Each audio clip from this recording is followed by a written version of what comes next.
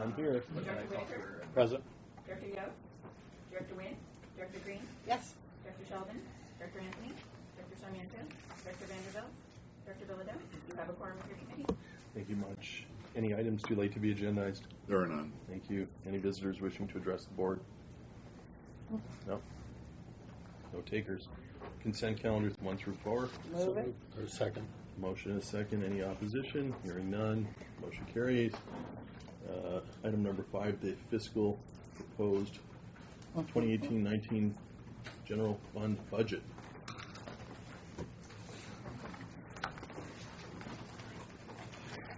So today here's our calendar, and we've been talking about the budget now since January. In fact, we had a discussion the other day at WIC. Yesterday. How quickly time passes. And today we're talking about the general fund portion of the budget. And then at next board meeting in April 18th, we'll have a public hearing to set the RA and the BPP and approve the budget for fiscal year 18-19. Here's a pie chart that we've shown quite a few times. This is our planned expenditures for next year, just under $238 million. Today we're focusing on this slice of the pie, the general fund budget, at $69.9 million.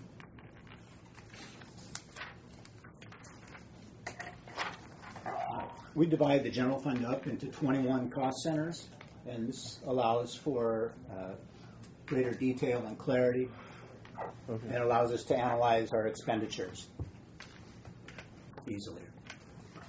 It includes salaries, wages, benefits, supplies, and services for the district.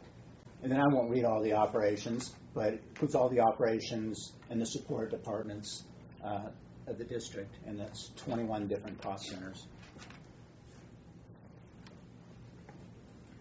So as I mentioned, it includes all the district operations, all 21 cost centers.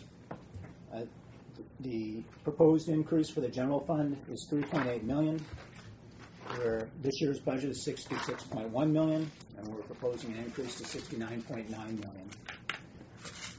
The biggest increases in the general fund are for the department. It's hydrogeology. There's a big increase in the water quality cases that are going on, the RIFS work, so engineering, and then legal, expert witnesses and oversight counsel for the MTBE North Basin and South Basin cases.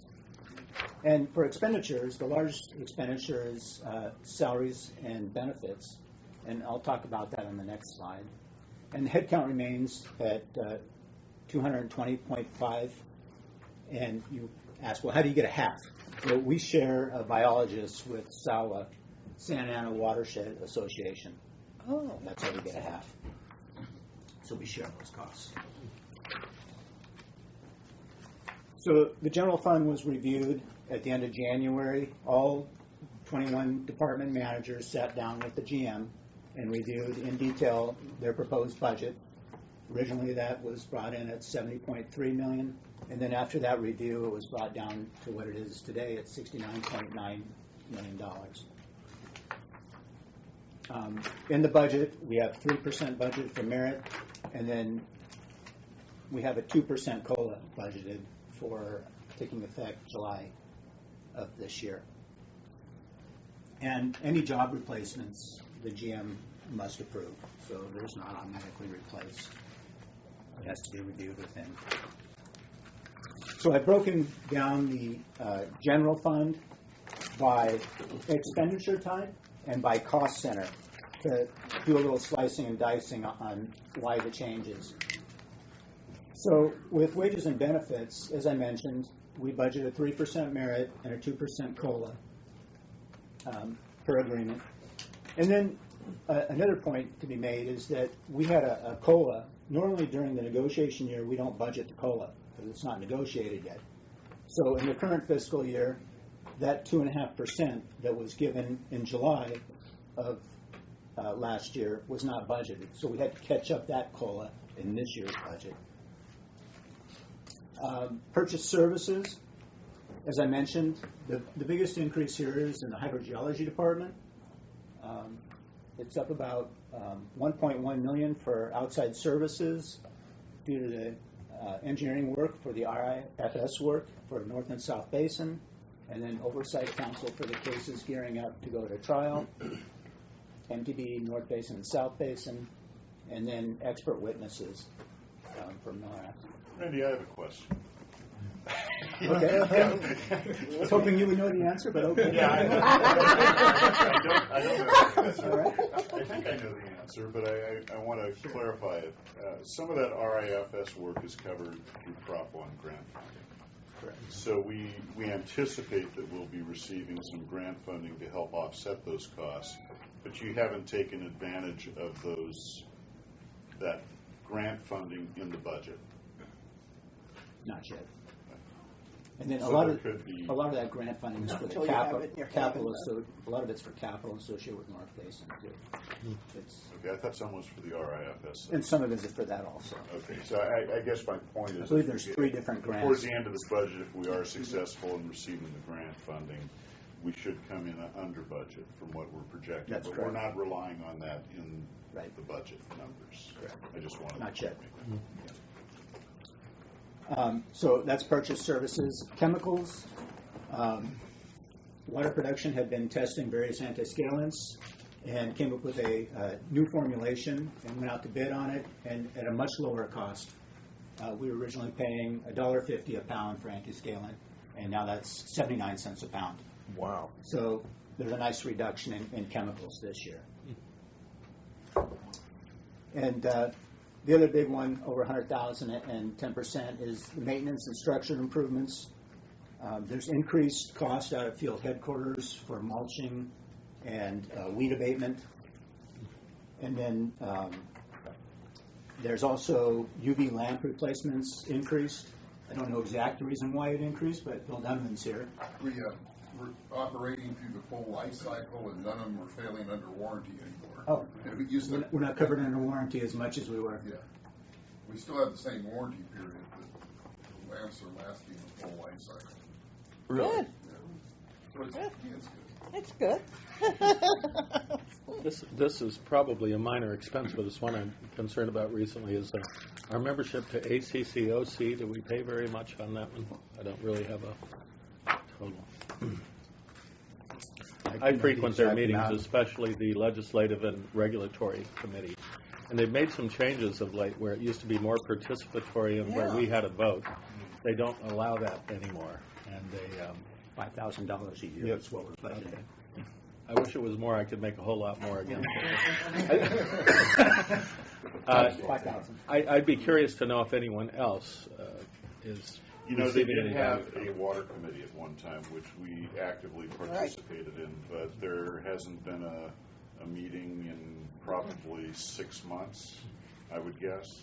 So that one's kind of gone down. And I think part of that may have to do with some of the members of the organization. That was kind of driven by, Dr. Bernstein. I was trying to think of his title, though, yes. Mayor City Bernstein. Council Yeah, member. Dr. Bernstein. Yeah. Yes, Dr. Bernstein. Yeah, he's a Yeah. regular at these meetings too. Right. So that's kind of waned, I would say, the interest in that. But Once in a while, it's good to send a message by just withdrawing from such group, and I'd certainly be willing to do that. But I think Dennis and I brought it up too. I know there were a couple. I know that there were a couple that we've Right. dropped out of. But certainly, if the board wants it, we can certainly send them a letter and express. It's Heather Stratman. Right. We they've can taken a express real concerns that we change of have. direction. They're And very loosely done, But when we don't even get a vote, when we That's don't not even get surprising. any kind of, and they say oh, they're we just can a lobbyist certainly. I mean, what organization the now, pleasure, more the pleasure of the centralized. committee or the board. and we found that out It's on the staff last driven. vote, Staff and is so, running things now, and the electeds just I, rubber stamp it. and Even if it's the now residents kind of to the point where you're really not supposed to be speaking and the whole thing is participating. right. Well, if we pay for it, then there's no reason. Perhaps we should send them a letter expressing our concerns. Right. And if those concerns aren't addressed, then we would consider withdrawing membership. Okay. I like Because I think we had brought it up last year. We thought with the water committee, we were going to hold off. But that's even gone away, so. I don't think we've done it in writing, though. I think we Okay. more impactful if we send them over. Many Sure. of these activities are important, but overall, 10% growth in that category too. I just Yes. wanted to address something that. And then now taking a look at it by department versus expenditure. So look at items that increased or decreased more than 10% and up or down more than 100,000. So that brings us to the Human Resources Department. This is more of a transfer in cost. The copy room staff, 3 people, were transferred in this budget from the General Manager's office where they previously reported to the Human Resources Department where they're reporting now. So more of a transfer of funds. Risk and safety. Why? What difference did it Well, I think ultimately what we would like to do is transfer them over to the board secretary's office. So this is kind of a transition for that group. Karen had been supervising them before, and I think that perhaps it would be better organizationally if eventually that group reported to the board secretary's office, because most of the work that they do is copying for the packets, and there's a lot of coordination between them and the board secretary's office. And as a result, for my assistant, we actually dropped that a couple pay grades because we're taking that responsibility away. So we made some internal adjustments, and this is just kind of a temporary parking spot before we make the transition. Is there really much copying for the board? For the packets and stuff? I mean, It used to be a lot. Oh, yeah. Yeah, but Well, most they of have it to scan it all in also. I mean, there's hundreds of Collating pages. Oh, okay. But well, just the process of scanning and creating an electronic document that posted to the website, then we do make a certain number of packets. We've cut down a lot on that. I mean, Okay. in the past, it was 100% Right. Paper. paper, and It was we've cut incredible. down tremendously. But they also take care of distribution of the mail and other side things besides just copying. Right. That's why I was thinking it doesn't really belong under board secretary since Well, we have a lot of meetings on a monthly basis, and they have to generate those documents and Got make it. sure that they're Got it. right.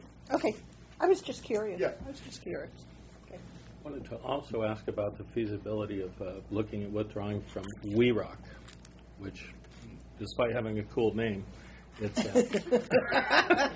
a significant chunk here of membership. It is, 77 grand. and probably what would happen if we did that, those costs would shift to MODOC, and we'd end up paying a little bit more. I mean, maybe not quite as much, but we'd still have to pay for them. Right now, the way it's set up, and I wish I could remember the exact percentages, but the contributing members are MODOC, ourselves, the sanitation district, and the 3 cities.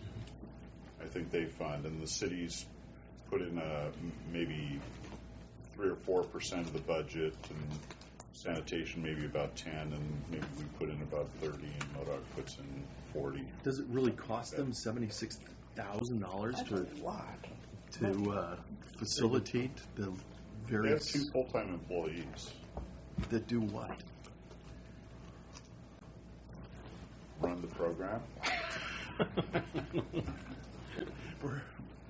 Perhaps along the same line of thinking as the ACCOC, we should send a letter and asking for some efficiency of operation, because the level of activity cannot be very much. Well, actually, I think the cities have expressed some concern also in having to contribute to Maybe perhaps we could join them. that effort. As I said, if we were to transition out, MODOC would just think take we have. it over, take sole control of the. Oh, and so we want to have a hand. Do we have a hand in the control? We have a hand in the budget. We have a say in the budget. That's about it. I mean, right now, the WeRock employees are on the MODOC payroll, and they're housed in the building next door. Wow. Why isn't she? I thought she worked for MODOC. Galachia. Well, she's on their payroll, And then everybody contributes a bunch of money to pay her, and I think and they facilitate her check. is I mean, really. she's very good. She really is. Yeah, She's she very, makes an very earnest good. effort. No casting aspersions upon Right. her at all. However, the necessity and duplicity of the activity, because there is an entire. Yeah, Orange County. Yes. They have a whole Senate. I mean, Yes, exactly. And the coordination of it would.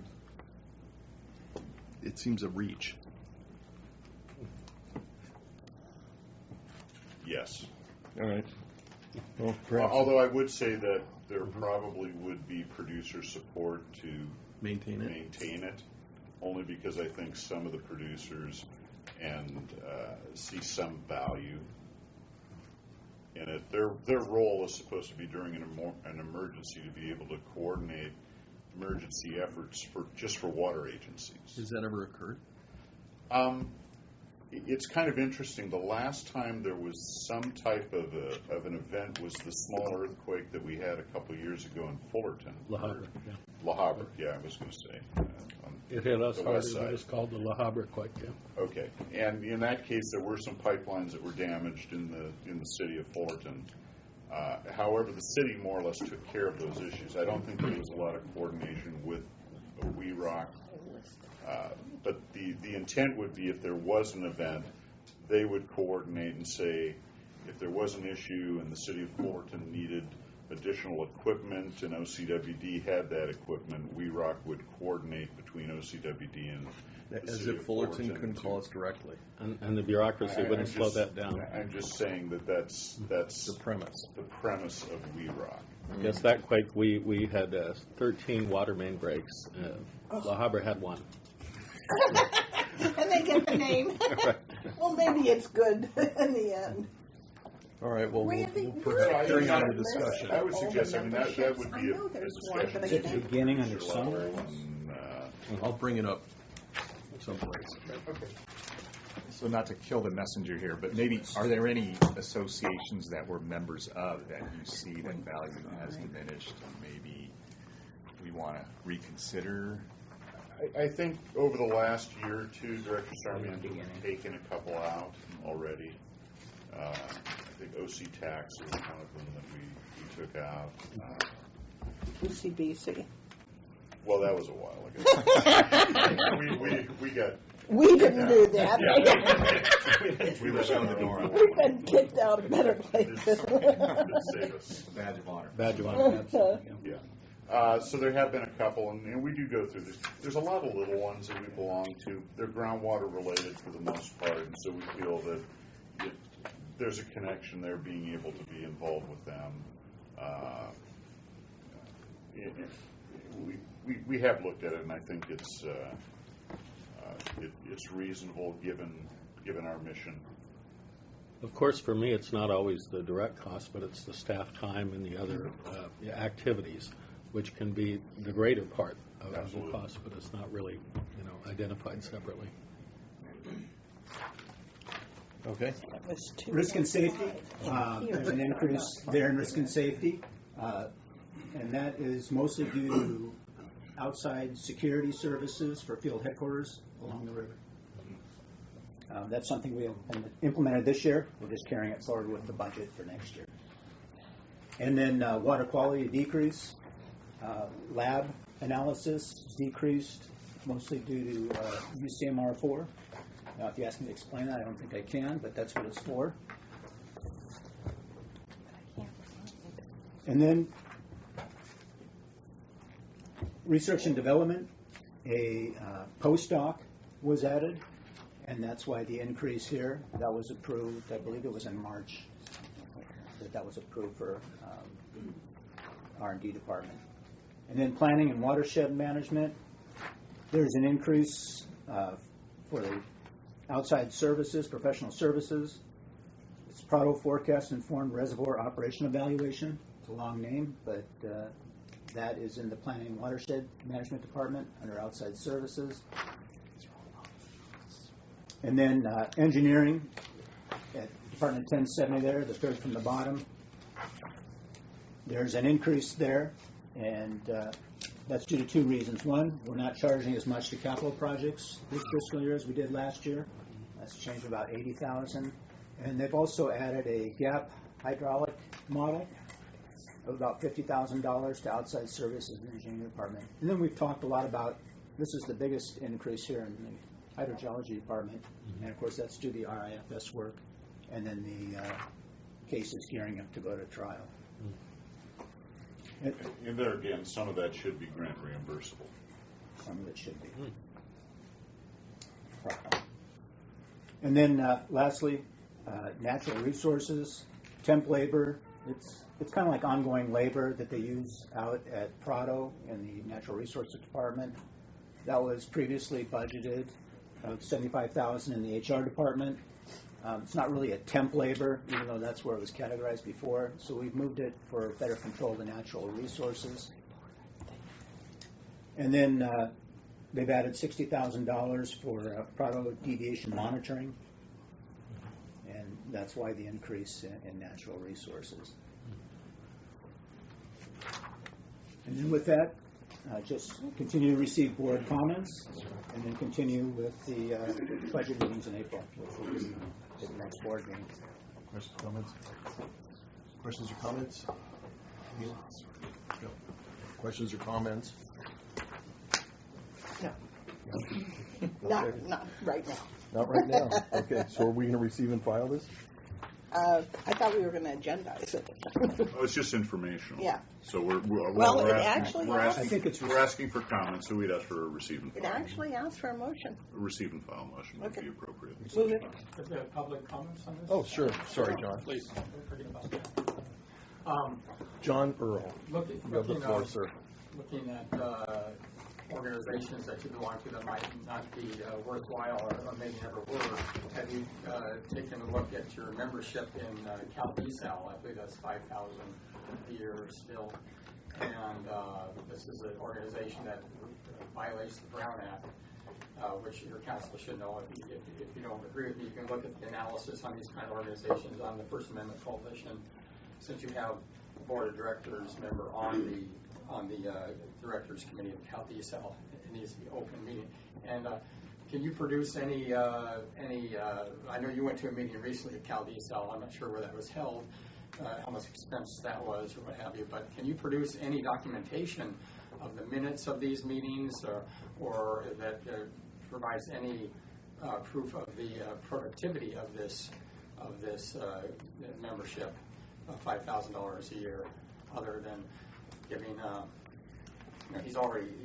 Sean Dwayne is also that's also fully funded by Mesa Water as well. But any reason that you can show to keep funding that organization? I'm just curious. Maybe I'm sure Director Dwayne has some, but any of the rest of you even looked at that? And you went to the meeting last time, Director Sarmiento. Was there anything productive about that justifies $5,000 a year for an organization that violates the Brown Act?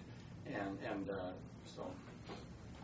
Maybe I'll defer that question to Joel. Joel, how does that, attending a conference, I think I was the only director there, how could I violate the Brown Act by attending a conference having to do with water-related issues? Just for clarity. Director Sarmiento, I will confess that I've not looked at their website, so I'm not familiar with the materials that the speaker's referring to. Conceptually. As a general, I assume that CalDSAL is set up as some sort of a California nonprofit public benefit corporation, and most of those organizations are.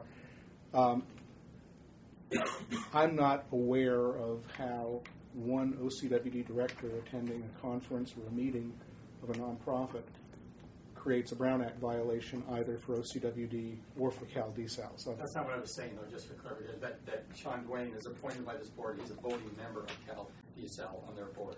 As I am. As Kathy Green is as well, yeah.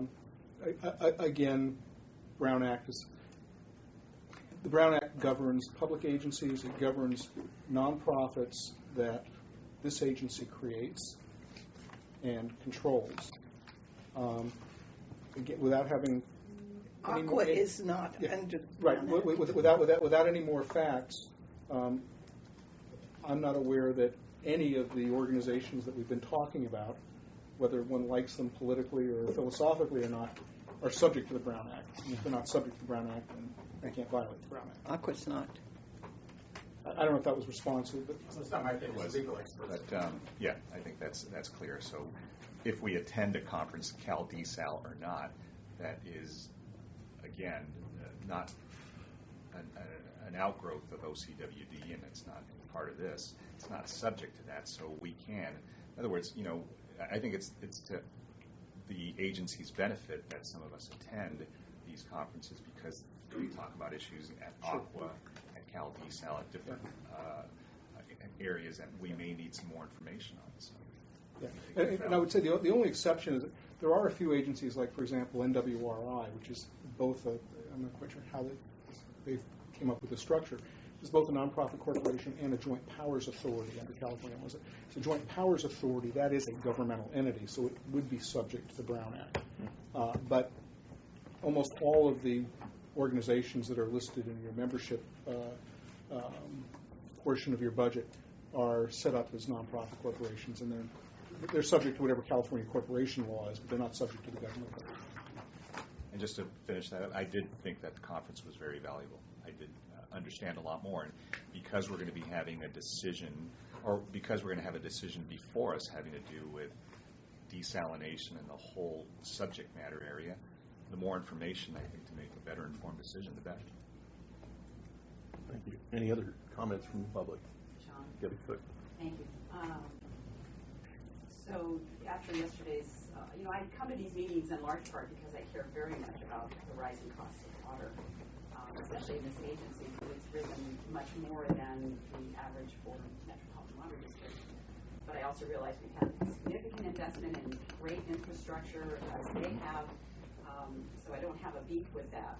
But I got to thinking yesterday after the discussion, well, how much will a $27 increase affect a unit of water? A unit of water, as you know, is 748 gallons.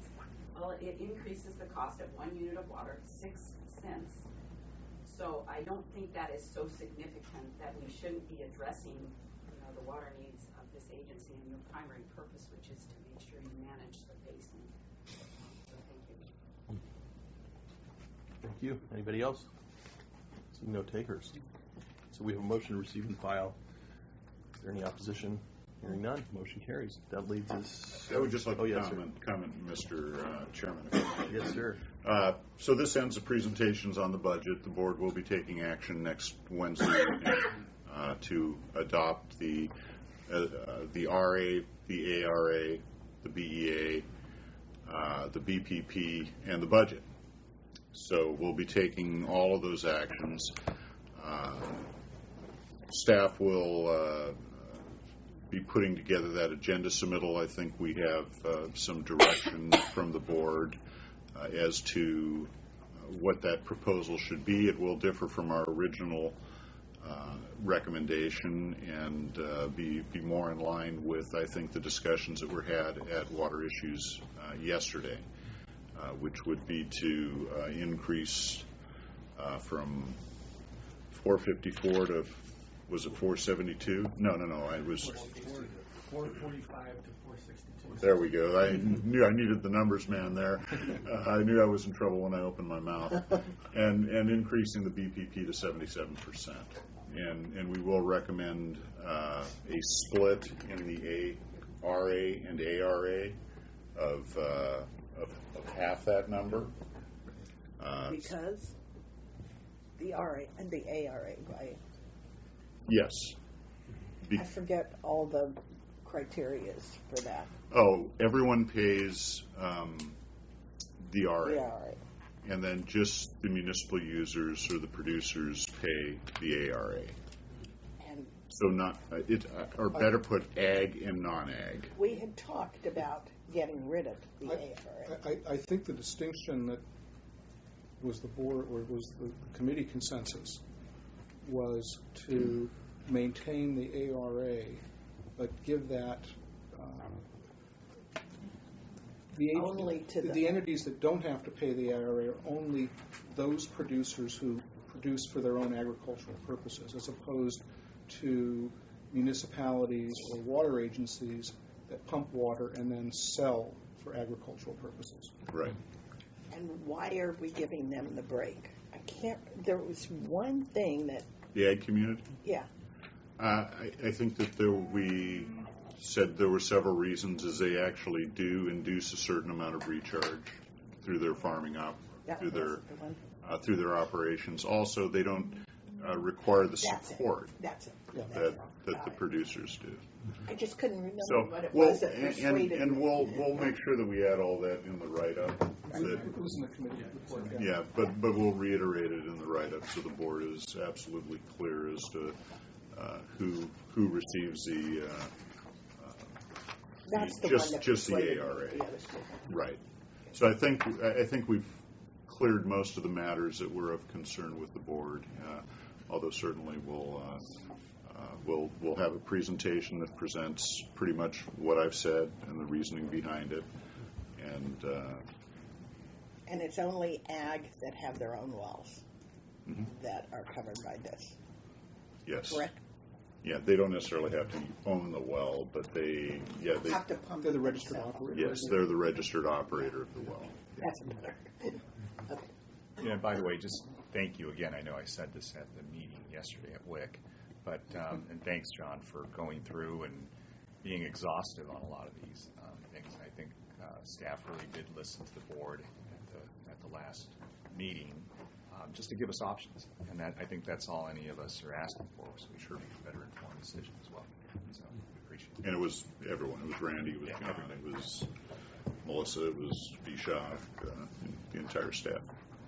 I'm not going to add Bill Donovan's. Well, no. It was Bill and Bonnie and everyone. Shout out to Bonnie, thank you for keeping those costs on chemicals down. I really appreciate that. Great. So that moves us on then to the informational items. Any questions on the employment status report? Seeing none. Any questions on the monthly cash disbursements report? Seeing none. So then let's agendize for consideration of the board at the April 18th board meeting. Those matters where the committee has reached consensus this morning. Any directors' announcements or reports? Seeing none. General Manager? Nothing to report. Have a nice weekend, and at the next admin finance meeting, we will begin the process of beginning the budget for next year, right?